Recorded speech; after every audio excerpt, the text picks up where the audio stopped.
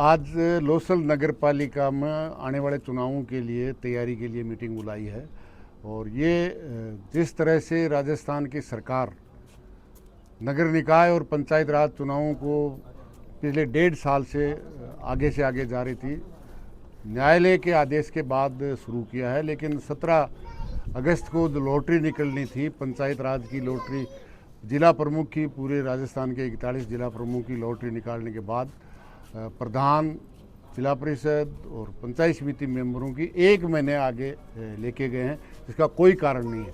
और पहली बार जो लॉटरी निकाली गई है नगर निकाय की, उसमें SC, ST और OBC की सीटें कम करने का काम किया है, जबकि 60% के करीब OBC है, जिसकी भी कम करने का काम किया है।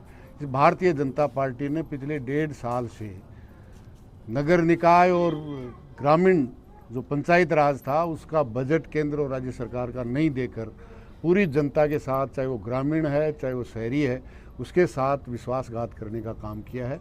और विशेष तौर से शेखावाटी के साथ जो 1.5 साल तक संभाग और जिले चले हुए थे, सीकर से लेकर गंगानगर तक, उनको समाप्त करके राजस्थान की सरकार ने और केंद्र सरकार ने, भारतीय जनता पार्टी ने जनता के साथ इससे बड़ा धोखा करने का काम किया है।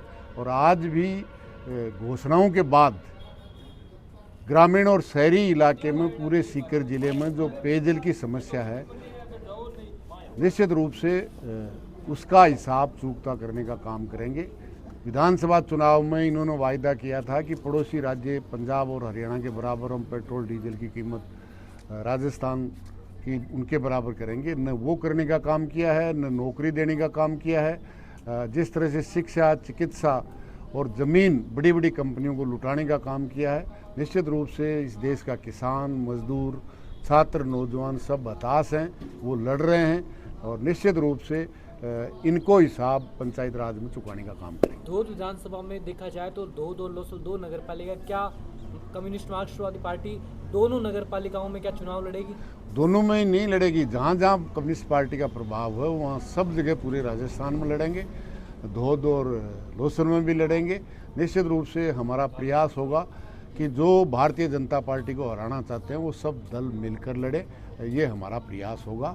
जहाँ जहाँ हम लड़ेंगे और जहाँ जिस वार्ड में नहीं लड़ेंगे, जो भारतीय जनता पार्टी को हराने वाला होगा उसको वोट देंगे।